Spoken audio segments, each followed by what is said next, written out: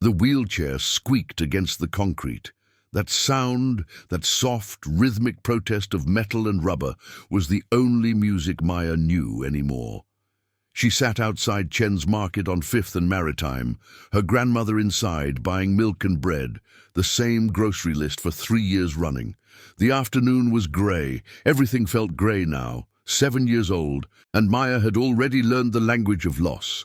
Not the words adults used, tragic, unforeseen, God's plan, but the real language, the silence at dinner tables, the way her father's eyes couldn't quite focus on her face, the smell of hospital corridors that never quite left your clothes. The car accident had stolen her mother on a Tuesday. It had stolen her father's presence 6 months later, and it had stolen her legs, or rather, the nerves that made them work.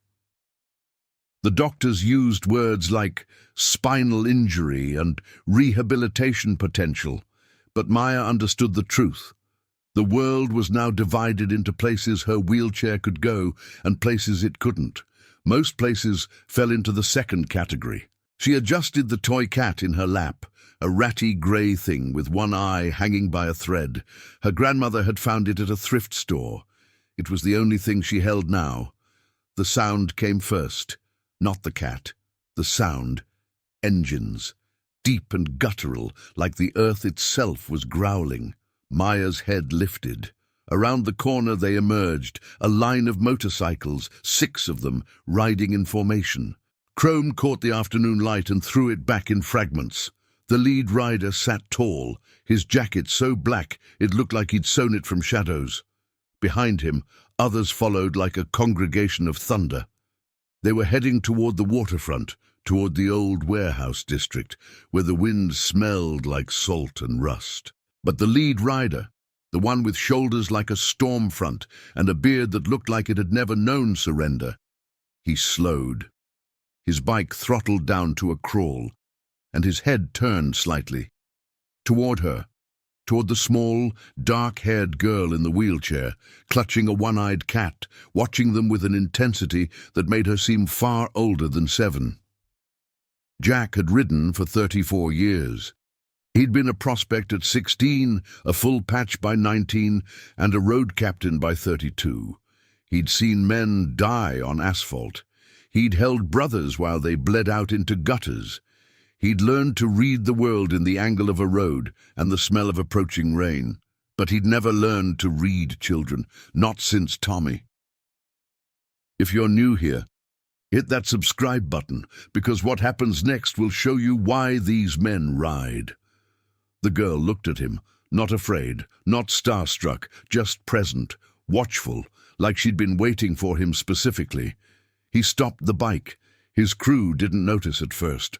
They kept rolling, the roar of their engines swallowing the moment. But Jack sat still, one boot planted on the asphalt, the motorcycle idling beneath him. The girl's eyes tracked him. The one-eyed cat dangled from her small fingers. Jack didn't know why he stopped. 34 years of learned hardness, of club protocol, of brother's first code, of the unspoken rule that you didn't break formation for anything that wasn't bleeding out, and he broke it anyway. He killed the engine. The sudden silence was louder than the noise had been. Jack pulled off his riding gloves, leather creaking, and approached. His boots echoed against the concrete. Up close, he could see the girl's condition, the thin legs that didn't move, the way her small hands trembled slightly as she held the cat. "That's a good-looking cat," he said. His voice was gravel and whisky, but something in it was gentle. "He's missing an eye," Maya said, not sad about it, just stating a fact. "Yeah," Jack replied. "Best hunters I ever knew were missing something, made 'em smarter." He looked down the street. A toy vendor was setting up near the corner, the kind of old man who sold cheap plastic motorcycles and rubber balls to kids waiting for their parents.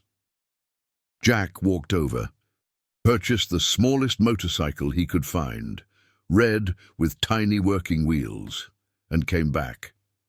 He knelt, his leather creaking, his large frame folding down to meet the girl's eye level. He placed the toy motorcycle in her hands. "For the cat to ride," he said. That way, he's not blind anymore. He's just got better vision than most. Maya looked at the toy, then at him. Her eyes were the color of rain. "What's your name?" she asked. "Jack. I'm Maya.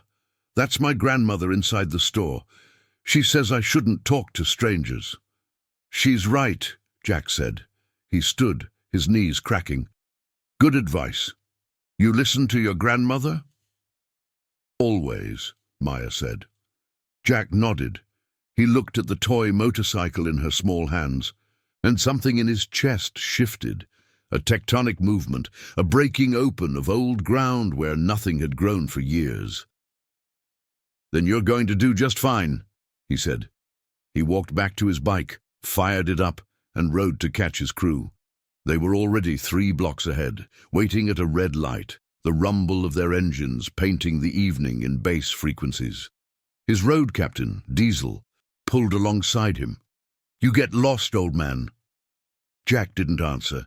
He was thinking about Tommy, about a promise made in a hospital room 30 years ago, about a brother who'd asked him to protect the small things, the fragile things, the ones the world had already broken. Behind them, in front of Chen's market, Maya held the red toy motorcycle up to the one-eyed cat's face. "Look," she whispered to it, "we can go anywhere now." She didn't know that Jack was watching in his side mirror as they pulled away. She didn't know that a single moment, a small girl, a broken cat, a toy motorcycle, had just rewired something fundamental in a man who'd spent 3 decades forgetting how to care. She only knew that, for the first time since the accident, the world didn't feel quite so grey. Jack didn't ride back to the harbour for 3 days. He told himself it was coincidence. He told himself he had club business, a shipment coming in, a prospect who needed disciplining, a territory dispute with the Northside crew that needed settling. He told himself the girl was nothing, a moment, a flicker of something human in a life that had learned to run on diesel fuel and loyalty. He was a liar. On the 4th day, he found himself on 5th and Maritime again, idling his bike outside Chen's market. It was early afternoon, the same time, the same grey light. He told himself he was just passing through. She wasn't there. He waited for 20 minutes, engine off, leather creaking as he shifted his weight. The market's door opened and closed. An old woman emerged with groceries, not her grandmother, a different old woman carrying different groceries. The world moved on, indifferent. Jack fired up the engine and rode away. But he was back the next day, and the day after that. On the 7th day she was there. Maya sat in her wheelchair, the red toy motorcycle balanced on her lap, the one-eyed cat tucked against her chest. She was wearing a different dress, purple, with small flowers on it, and her hair was braided in 2 neat plaits. She was looking down the street, watching the harbour where the light turned the water into liquid gold. She didn't see Jack at first, but when he approached, cutting the engine and coasting to a stop, she lifted her head. Recognition flickered across her face, not surprise, but something deeper, like she'd been expecting him. "You came back," Maya said. "I was in the neighborhood," Jack lied. "No, you weren't," Maya said. She was 7 years old, but her eyes held the clarity of someone who'd learned to read the spaces between words. "You came back to see me." Jack sat down on the curb beside her wheelchair. His leather jacket creaked. The harbour smell, salt and rust and something ancient, settled around them. "I did," he admitted. "Why?" It was the simplest question and the hardest to answer. Jack looked at the toy motorcycle in her small hands. He thought about Tommy, who would have been 45 now if the bullet hadn't found him at 23. He thought about the promise. "Look after the small ones, Jack, the ones who can't fight back." "Because I made a promise a long time ago," Jack said finally. "To someone I cared about, and I forgot about it, and then I saw you." Maya was quiet for a moment. Then, "Did you break the promise?" "Yeah," Jack said. "For a lot of years." You can't break a promise if you start keeping it again, Maya said, as though this were obvious, as though she'd thought about this before. That's not breaking. That's just being late. Jack turned to look at the girl. She was still watching the harbour, the toy motorcycle turning slowly in her hands, the cat's remaining eye glinting in the afternoon light. "You're pretty smart for 7, he said. "I'm 7 3/4, Maya corrected, "and I've had a lot of time to think." They sat together in silence. The sounds of the city moved around them, distant traffic, a siren somewhere inland, the cry of gulls over the water. Jack felt something he hadn't felt in decades, the absence of weight, not the weight being gone, but the sensation of it being held, of someone else understanding that you carried it. "Do you want to hear about my motorcycle?" Maya asked. "Yeah," Jack said, "I do." For the next hour, Maya told him stories. The toy motorcycle had a name, Red. It had travelled across deserts, the hardwood floor of her apartment, survived storms, the bathroom sink, and rescued princesses, stuffed animals. Jack listened. He asked questions. He laughed, a sound so rusty it surprised him. When her grandmother emerged from the market carrying the same milk and bread she always carried, she found them there, the enormous biker in his black leather, and the small girl in her wheelchair, 2 figures suspended in the golden light, speaking a language only they understood. Her grandmother's eyes widened. Her hand moved toward the phone in her pocket. But Maya looked up at her and smiled, a smile her grandmother hadn't seen since before the accident. It was like watching a flower bloom in a dead garden. Jack stood, his leather creaking. He nodded to the older woman with respect. "She's a remarkable kid," he said. "You're raising her right." Then he walked back to his bike, fired up the engine, and disappeared into traffic. Her grandmother stood there, groceries forgotten, watching the space where he'd been, and for the first time in 3 years, she let herself believe that maybe, just maybe, the world wasn't finished with them yet. The Thunder Road MC Clubhouse sat on the eastern edge of the city, a converted warehouse with reinforced doors, tinted windows, and the kind of silence that only comes from concrete walls and serious men.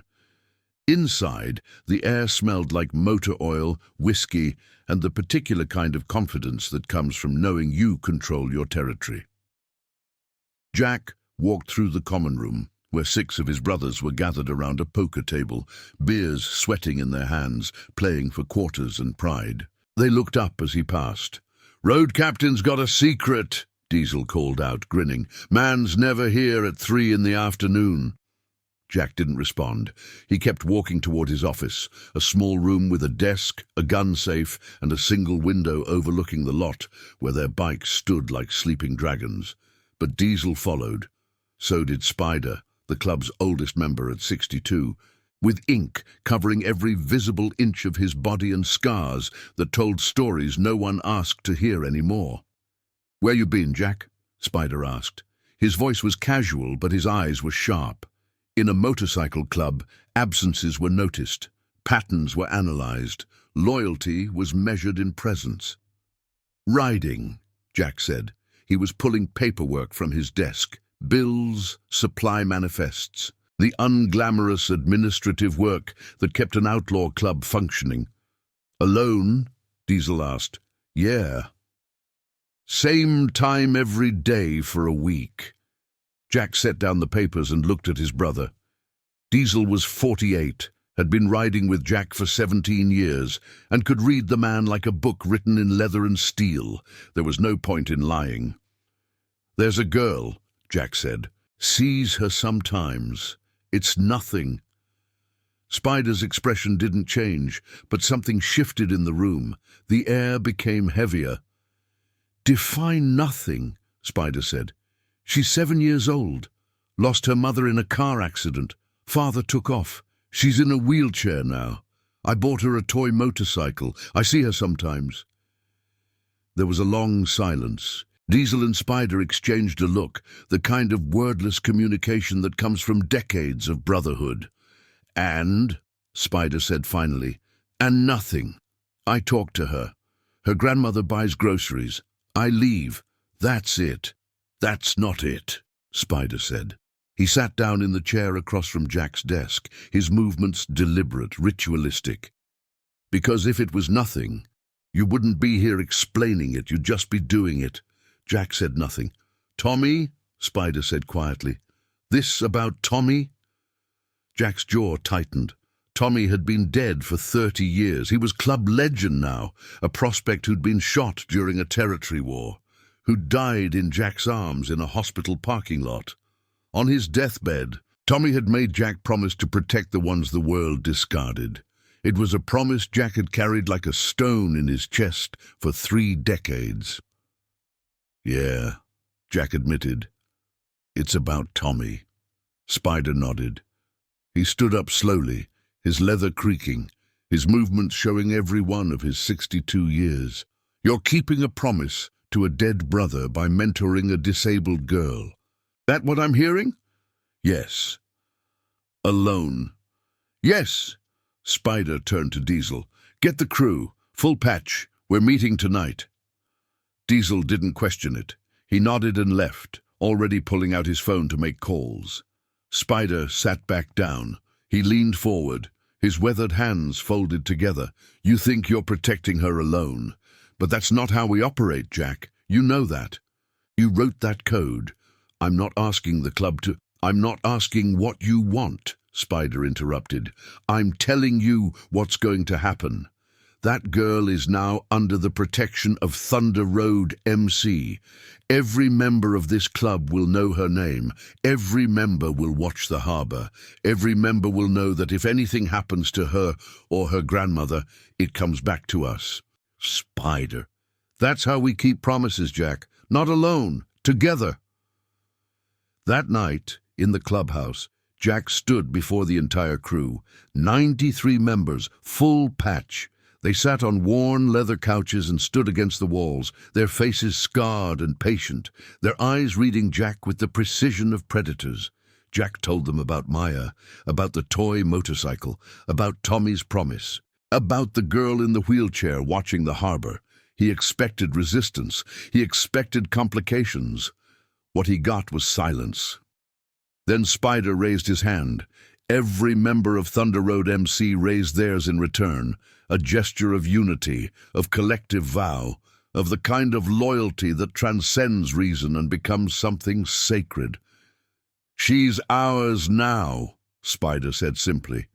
"We keep her safe. We keep her whole. We keep that promise." Diesel grinned. "When do we meet her?" Jack felt something in his chest break open, not violently, but gently, like ice melting in spring. For the first time in 3 decades, he wasn't carrying the weight alone. "Tomorrow," he said, "at Chen's Market, 3 o'clock. And now, I invite you to leave in the comments where you're watching from and the exact hour you heard this story.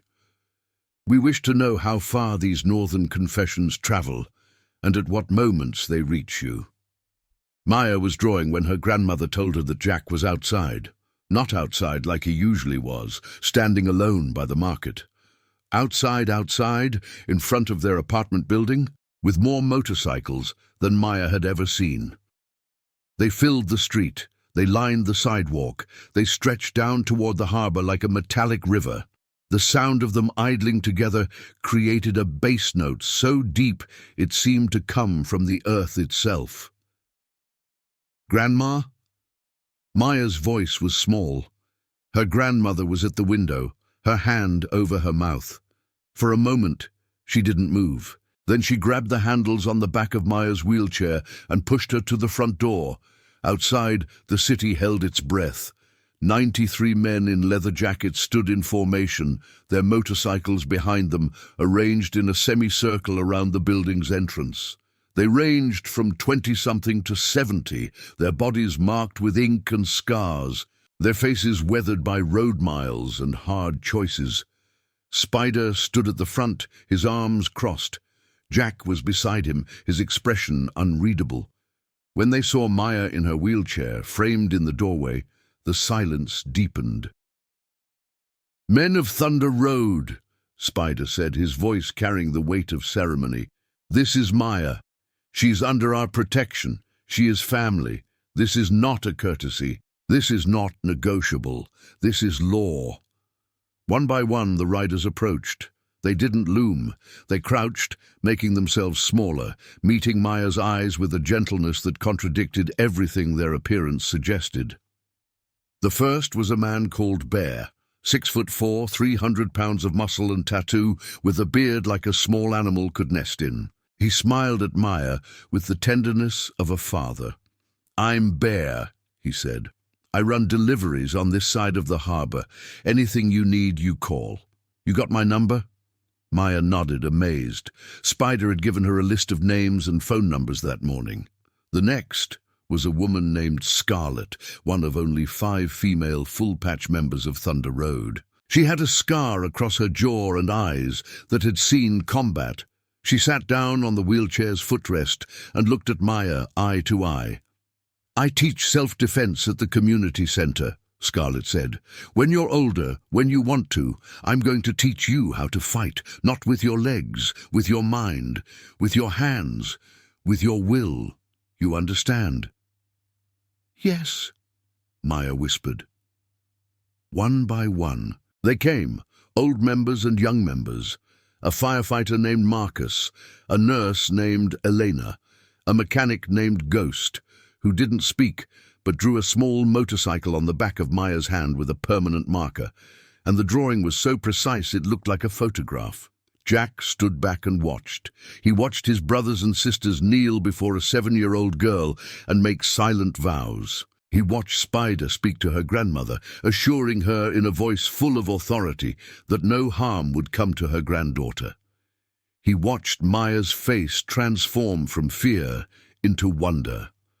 After 3 hours, the riders began to leave. They didn't leave all at once. That would have been chaos. They left in small groups, waving to Maya, calling out promises to come back soon, their motorcycles peeling away into the evening traffic. Finally, only Jack and Spider remained. "She's beautiful," Spider said quietly. "In the old stories, we'd say she's blessed, that she carries something pure. She carries loss," Jack said. "Same as everyone." "No," Spider replied. "She carries it differently. She carries it like a lantern, like she's still looking for light." Jack watched as his brother walked back to his motorcycle, fired it up, and disappeared into the city. When Jack turned back toward Maya, she was still in her wheelchair in the doorway, the toy motorcycle in her hands, watching the empty street where 93 riders had just been. "Is it always like that?" she asked. "What?" "Being part of something." Jack thought about his answer carefully. "Yeah," he said.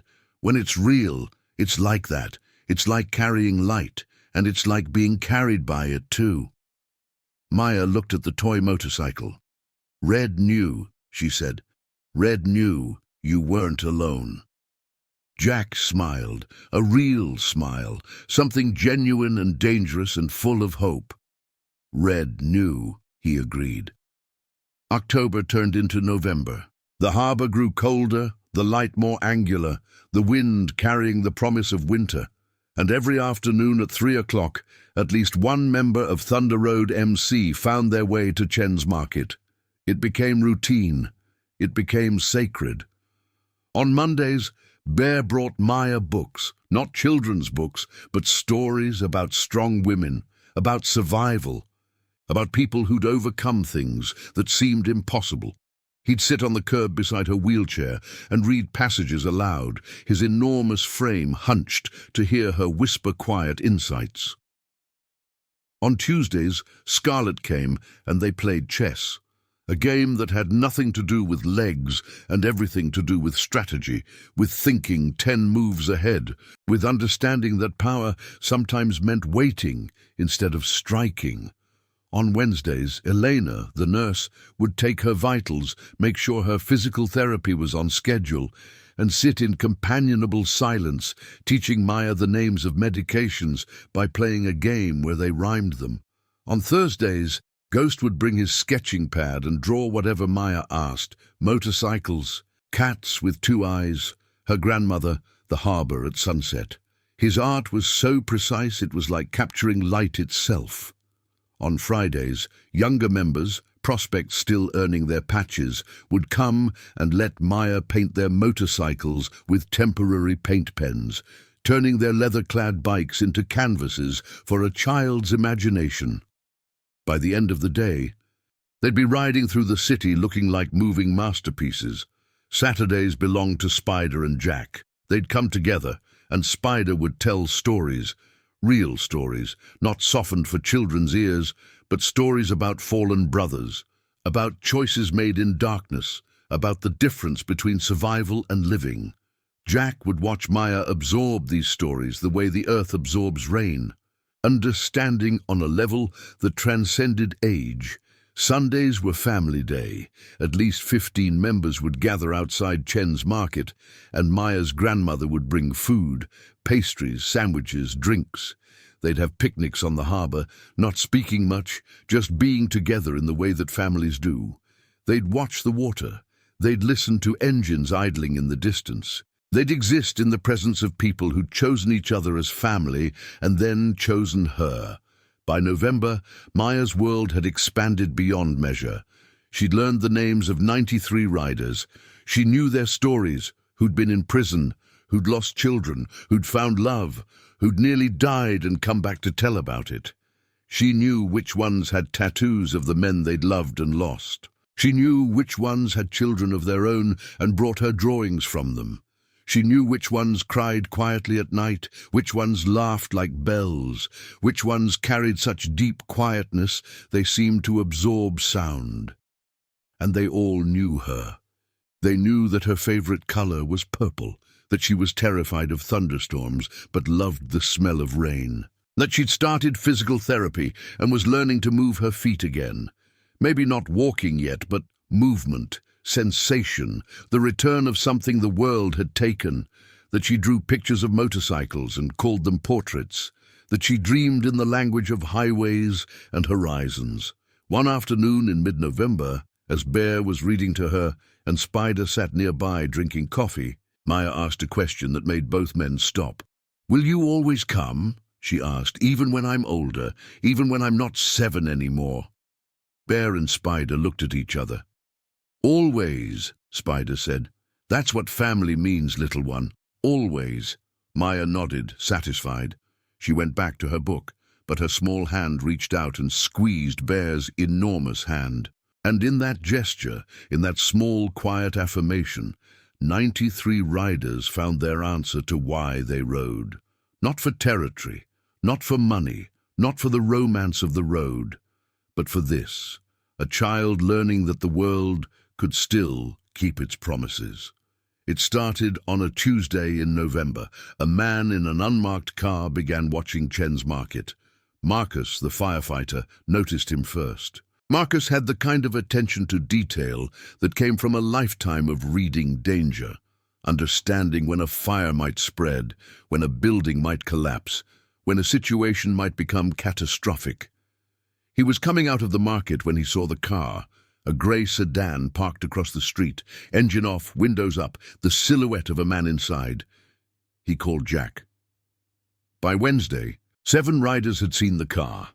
By Thursday, they knew the man's name, Detective Ramon Salvatore. By Friday, they knew his record.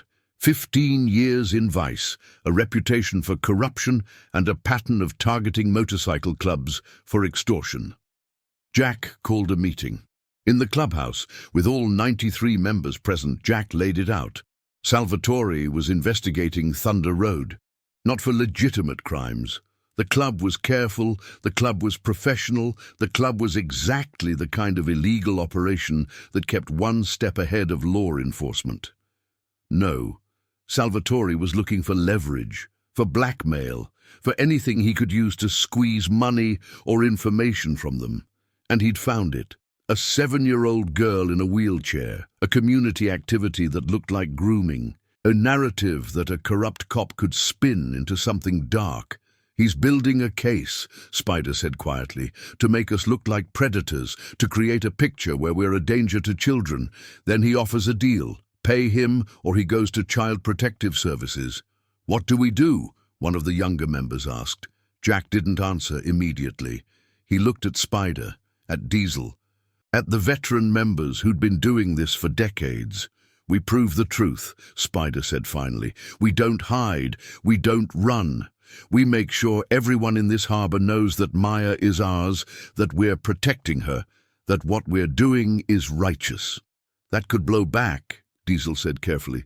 If Salvatore's got juice with the department, he's a corrupt cop, Scarlet interrupted. That means he's vulnerable. That means if we expose him, he goes down, and he knows it. Jack stood up. We do this clean. We do this transparent. We make sure that our community knows what we're doing. We make sure the schools, the hospitals, the local government all know.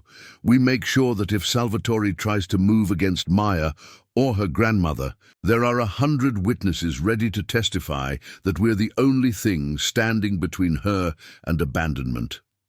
The meeting ended with unanimous agreement. The next day, Thunder Road MC made a choice that changed the entire dynamic. They went public. Spider called the local news station. Diesel created a social media presence for the club, highlighting their community work. Ghost designed posters with Maya's image, not exploitatively but beautifully, showing her as a symbol of what the club stood for: protection, family, redemption. Within 72 hours, the story was everywhere. Motorcycle Club mentors disabled child. Thunder Road MC becomes guardian angels. Outlaw bikers embrace child left behind. The narrative shifted. Instead of predators, they became heroes. Instead of a setup, it became a love story. The story of a community stepping in where institutions had failed. Detective Salvatore watched from his grey sedan as the news vans rolled up to Chen's Market. He watched as reporters interviewed members of Thunder Road, as they asked about their commitment to Maya, as they spoke about the failure of a society that would let a child be abandoned. On the third day, he drove away and never came back. That evening, Jack found him at the police station. Salvatore was alone, filing paperwork, when Jack walked up to his desk. "The girl has 93 families now," Jack said quietly. "You touch her, that comes back to you. You threaten her, that comes back to you. You even think about her the wrong way, and 93 riders are going to remember your name, your face, and every move you make." Salvatore didn't look up. "That's a threat." "No," Jack said. "That's a promise." He walked out of the police station into the harbor evening, where 93 engines were waiting, idling in the darkness, ready to ride. If this story moved you, please hit that like button. Every like helps us keep telling these stories of honor and loyalty. Back at Chen's Market, Maya was drawing a motorcycle. Her grandmother stood at the window, watching as members of Thunder Road rolled past, not stopping, just making their presence known, their loyalty visible, their commitment eternal. "She's safe," her grandmother said quietly. Maya looked up from her drawing. "I know," she said. "Red knows too." 3 months into the relationship, Maya's father came home. That's what her grandmother called it, though he'd been absent for 4 years. He called himself a recovering addict. He called himself reformed. He called his lawyer demanding custody, claiming that Maya had been removed from a safe environment and was being exploited by criminals. The letter arrived on a cold morning in January, delivered by a court officer to Maya's grandmother. It informed her that there would be a hearing. It informed her that Child Protective Services would be investigating. It informed her that her granddaughter's future would be decided by a judge in a system that had already failed her once. Maya's grandmother was terrified. She didn't tell Maya. She didn't tell the riders. She tried to handle it alone, the way she'd been handling everything alone for 4 years. But on her 3rd trip to the welfare office, Elena noticed her hands shaking. Elena called Jack. Within 6 hours, Thunder Road MC had retained the best family lawyer in the state, a woman named Victoria Chen, no relation to the market owner, who specialized in fighting custody battles against parents with addiction histories. They paid her retainer in cash, no questions asked. Within 12 hours, they had documentation ready, medical records showing Maya's progress in her physical therapy, school records showing her excelling academically despite her trauma, photographs of hundreds of community members vouching for her safety and well-being.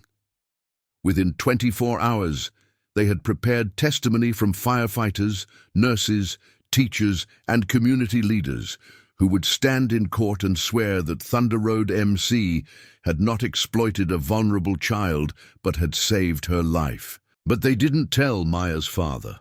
On the morning of the hearing, Jack arrived at the courthouse with 5 members of his crew.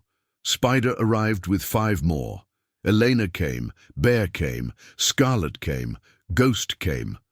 One by one, members of Thunder Road MC filled the courthouse, not intimidatingly, but visibly, a show of force that was entirely non-violent, but absolutely unmistakable. Maya's father arrived alone, thin and nervous, his eyes carrying the particular hollowness of someone who'd lived inside addiction and was still learning how to live outside it.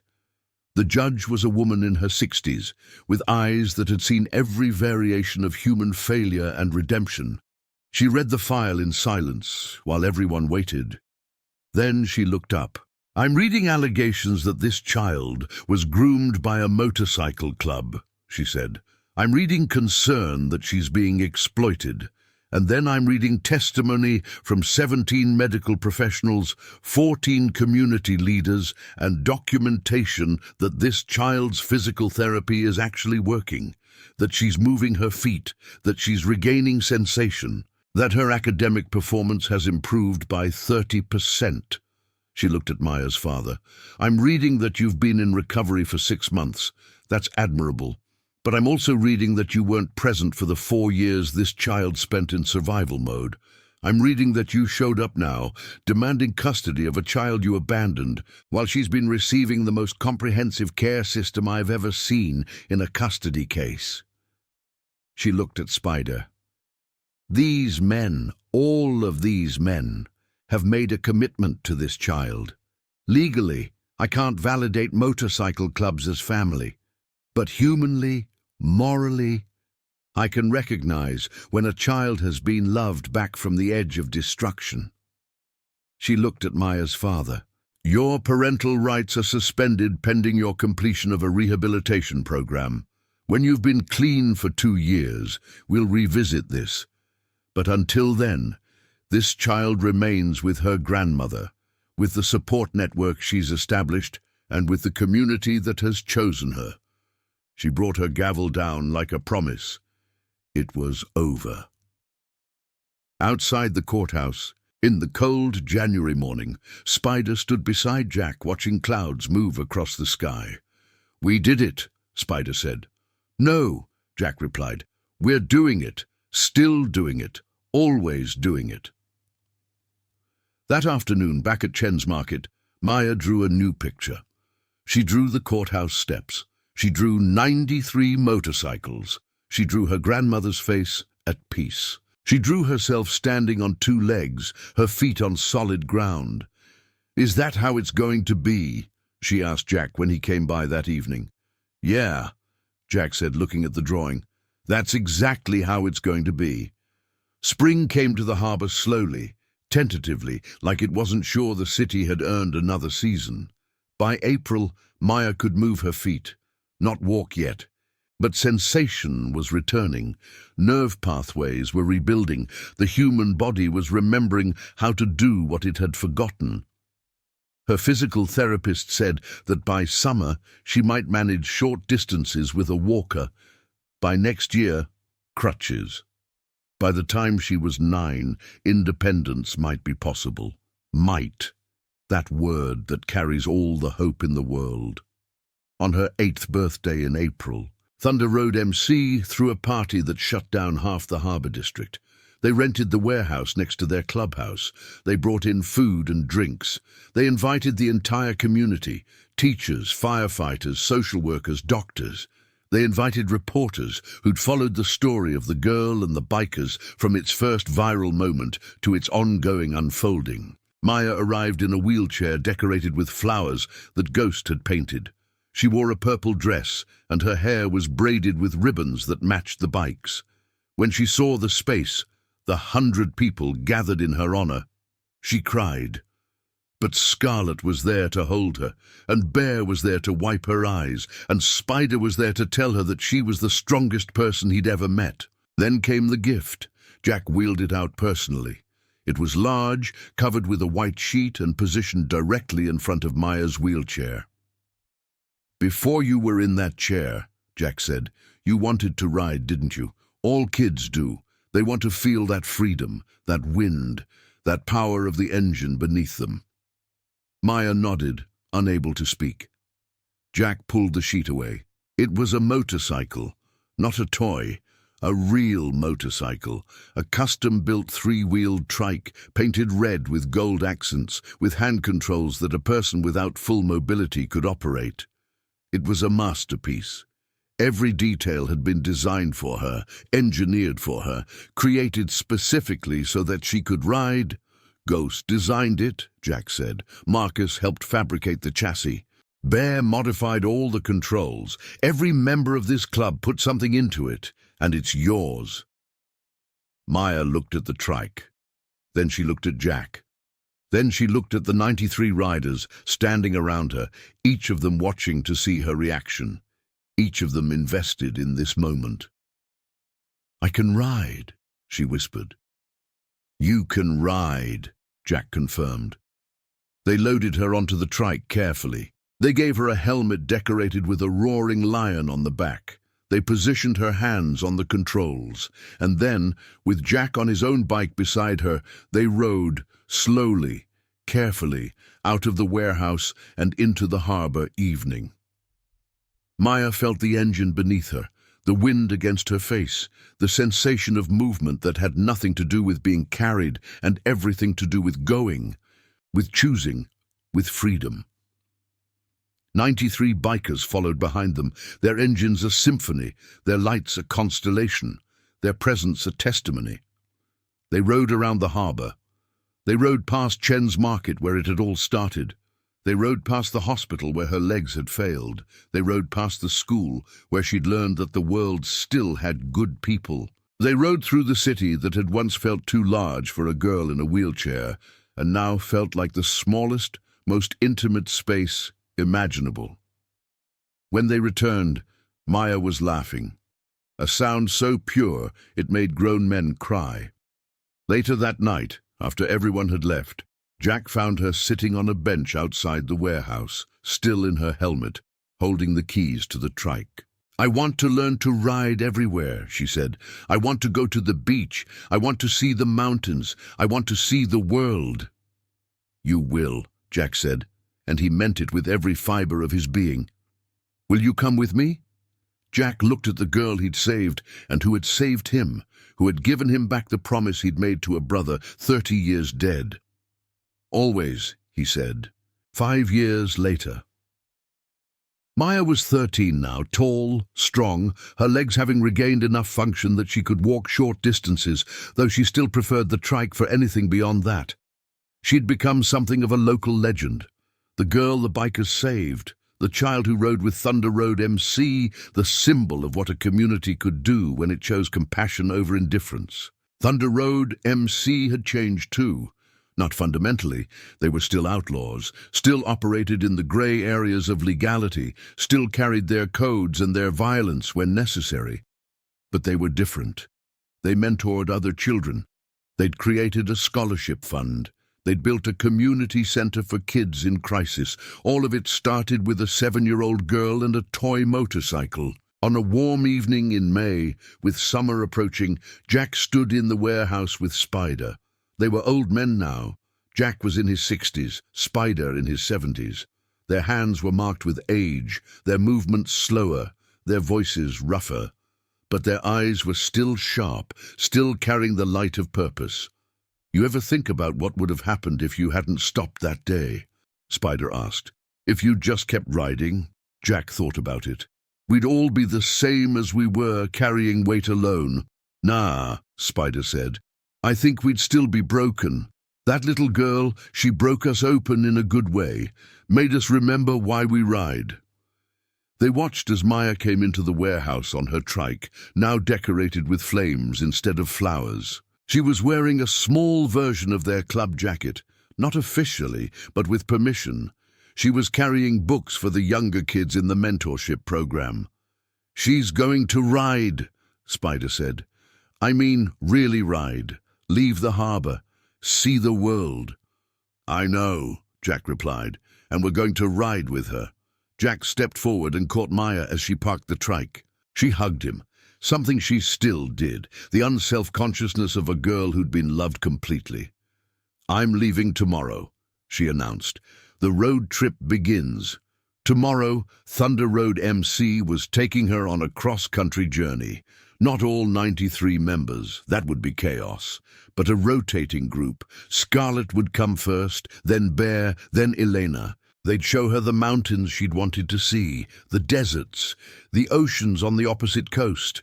They'd teach her the things that bikers knew: solitude and connection, independence and family, the way that hitting the road could heal things that nothing else could touch. "You ready?" Jack asked. "I'm ready," Maya said. She looked around the warehouse, at the place where it had all started, where a girl in a wheelchair had been claimed by a community of outlaws and transformed into something indestructible. "I want to write it down," she said suddenly, "the whole story, from the beginning, so that people know what happened, so that they know it's real." Jack smiled. "Then write it." That night, from her apartment overlooking the harbor, Maya began to write. She wrote about a toy motorcycle and a biker named Jack. She wrote about 93 men and women who chose to care about a child. She wrote about corruption and courage, about family chosen rather than given, about the ways that promises could survive decades and transform into something sacred. She wrote it in clear, beautiful prose that would later be published in magazines and newspapers. She wrote it in a way that made readers understand that this wasn't a story about motorcycle outlaws. It was a story about what it meant to be human, what it meant to keep your word, what it meant to look at someone broken and say, "I will help fix you." The story spread. It went viral on social media. It was picked up by mainstream news outlets. It inspired other communities. Other motorcycle clubs started mentorship programs. Other neighborhoods looked around and asked themselves, what broken people are we ignoring? What promises are we failing to keep? 10 years later, when Maya graduated from college with a degree in social work, every member of Thunder Road MC was in the audience. When she gave her valedictorian speech, she talked about broken things that could be healed. She talked about community. She talked about the 93 riders who taught her that family didn't require blood. It required only the choice to show up and keep showing up, day after day, year after year. Jack was in the front row, crying, something he'd learned to do again in the years since he'd stopped and bought a toy motorcycle from a street vendor. Spider, now in his 80s, stood up at the end of her speech and raised his fist. One by one, every member of Thunder Road MC present did the same, and then gradually everyone in the audience joined them, a gesture of unity, of recognition, of understanding that they were witnessing something sacred. Later at the reception, Maya found Jack outside in the evening air. "Thank you," she said simply. "For what?" Jack asked. "For stopping, on that day when I was 7, for choosing to care, for teaching me that the world has people in it who keep their promises." Jack pulled her close. "You taught me the same thing," he said. Behind them, Thunder Road MC stood in formation, their motorcycles lined up like guardians, ready to ride, ready to protect, ready to keep the promise that a girl in a wheelchair had given them, to show the world what love looked like when it was delivered on two wheels and rooted in honor, somewhere in the city, in front of Chen's market where it had all started. A street vendor was setting up for the evening. He had toy motorcycles for sale, red ones mostly, in honor of the girl who'd changed everything. And on quiet afternoons, old men and women on motorcycles still stopped by that market. They'd buy toy motorcycles, they'd sit with children who needed saving, they'd make promises they intended to keep for the rest of their lives. Because that's what family does. Thank you for riding with us through Maya's journey. If her story moved you, please subscribe to the channel and hit that notification bell.